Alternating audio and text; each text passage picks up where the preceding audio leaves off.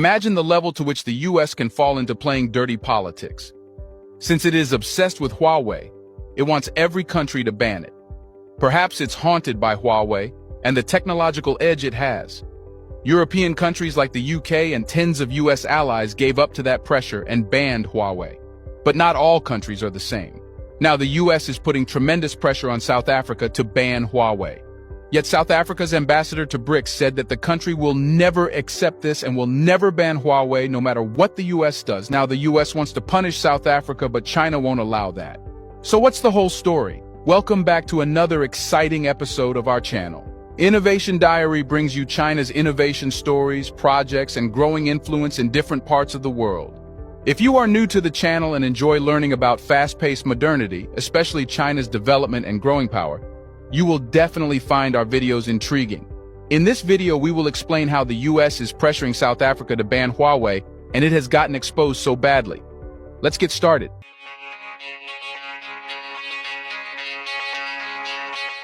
Just recently, South Africa exposed how it is being tremendously pressured to ban Huawei in the country and suspend all its operations.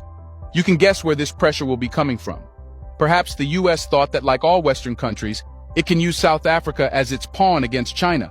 But it forgot that South Africa is part of BRICS, an economic alliance set to push aside G7. And this means that South Africa won't ask or follow the US orders. Not anymore. The US might have a habit of telling other countries what to do, but now that has to stop. Anil Suklal, South Africa's ambassador to the BRICS bloc, has once again underlined the country's firm commitment. The US has been forcing countries to cut off from China. Either those countries followed the orders or faced consequences for not following. But in all that, the US was never exposed. No country directly said that it was facing tremendous pressure from the US.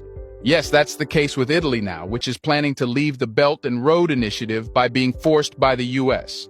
Recent times have witnessed various countries encountering heightened influence from the United States, urging them to adopt a tougher stance against China. This is particularly pronounced given the ongoing tensions surrounding Taiwan and the intense competition in cutting-edge domains like artificial intelligence, computer chips, and quantum computing.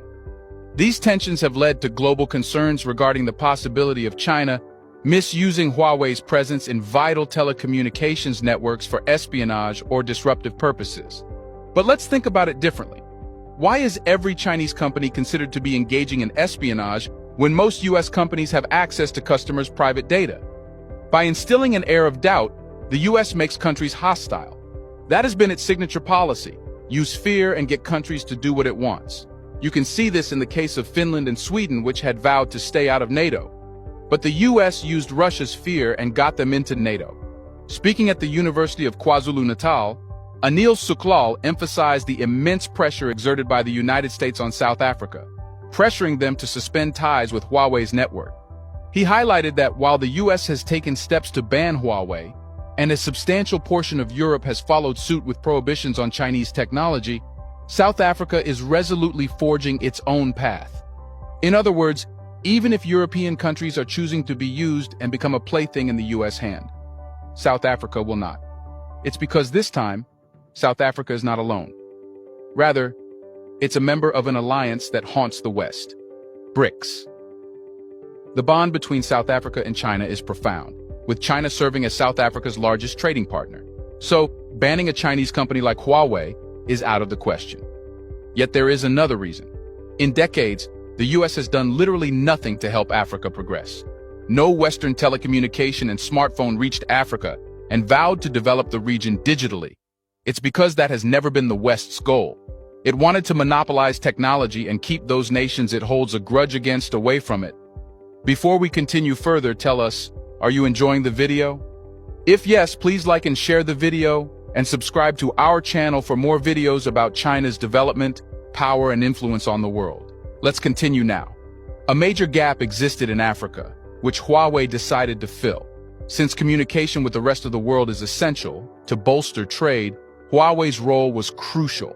In simple words, it was helping African economies to digitalize and increase their exposure to the outer world. Yes, Huawei has played an instrumental role in contributing to South Africa's progress by facilitating technology transfers over the years. It has made the very foundations of the technological ground Africa is standing today. And ignoring all this, the US wants South Africa to ban Huawei. Either the US lives in a completely irrational world, or perhaps it is in grandiosity to think all its wishes are commands for other countries. However, it should try to wake up and see the ground realities. It's asking things which a dictator would, and gone are the times of dictators.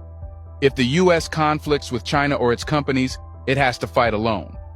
But that's not possible. You see, the US never wants to fight its own battles. Rather, it wants other countries to do it, while being safe itself. Huawei has woven itself into the very fabric of South African technology, becoming an indispensable component. The idea of asking Huawei to depart is equal to a betrayal, a path that South Africa staunchly refuses to walk on. President Cyril Ramaphosa of South Africa extended a warm welcome to the inauguration of a new Huawei Innovation Center in Johannesburg earlier. He praised the Chinese company for demonstrating its confidence in the South African economy and its potential. Ramaphosa emphasized that adopting Huawei's innovative technologies could propel Africa forward, enabling it to swiftly embrace the fourth industrial revolution. Huawei has already established a significant digital presence across much of Africa, a region grappling with connectivity challenges. For South Africa, expanding digital infrastructure serves as a primary engine for economic growth. The advancement of information technology is pivotal to enhancing its economy's competitiveness, which Huawei can offer. While South Africa holds the title of the continent's most industrialized nation, it grapples with pressing unemployment challenges. President Ramaphosa expressed hope that the Huawei Innovation Center would spark the rise of new local information and communication technology enterprises, thereby contributing to job creation. This in turn means that Huawei is willing to power South Africa's own telecommunication capacities. Instead of keeping the technology secret, Huawei wants South Africa to be independent and expand its digital networks. And the US gets panicked here. It's because if this happens, Africa won't need Western powers for the problems created by the West. Not only that, but the West, especially the US, fears Huawei's increasing share of African markets. This leaves no space for Western companies, which have been thinking of entering Africa. Yet it will also give China the upper hand in knowing Africa better, making its influence more organic. Earlier this year, some U.S. lawmakers expressed concerns about South Africa's connections with China, including its use of Chinese technology. It's because Telkom, a partly state-owned telecom operator in South Africa, introduced its 5G network using Huawei technology last year. China has been extending its Digital Silk Road, which is a part of the larger Belt and Road initiative, across sub-Saharan Africa. In this region, less than 30% of people use the internet. Huawei's subsidiaries own a significant portion, up to 70% of the 4G networks in this area. This isn't something usual. Forging internet connections for 70% of a continent is a phenomenal feat pulled by Huawei. Now its task is to increase that to 100%, after which 5G can be launched. Already, Huawei has been launching 5G connectivity in selected parts of Africa.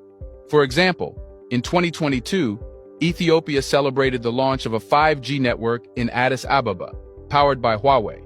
While the US has been trying to catch up with China's influence in Africa, China has criticized US officials for cautioning African nations against relying on Chinese technology. Well, that's true, because whenever the US loses something, it tries to destroy it. You see, doubts can affect countries' relations in the worst way possible, and the US wants African countries to be doubtful of China. However, interestingly, these dirty tricks pulled by the US are not working, as it has already lost its reputation. Yes, another US propaganda failed. If the US thinks it can instill fear of Huawei in Africa and send its companies to take its place, it's a most beautiful fairy tale. You see, African leaders trust China more than anything because China believes in mutual respect and economic benefits. Histories tell a lot about nations too.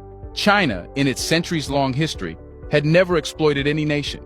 It's a fact that can never be changed, no matter how much the US propagandized it. However, if we look at Western history, they left no nation unexploited. Now, perhaps it's the best time for the US to come to its senses and leave playing dirty games. We would like to take a moment to appreciate you all for commenting and sharing your opinions. Your insights always impress us. Now tell us, can the US ever find reliable allies after knowing this? Isn't it what the US does to every country? Let us know your take on the fact that China's allies don't have to follow U.S. orders, as South Africa rejected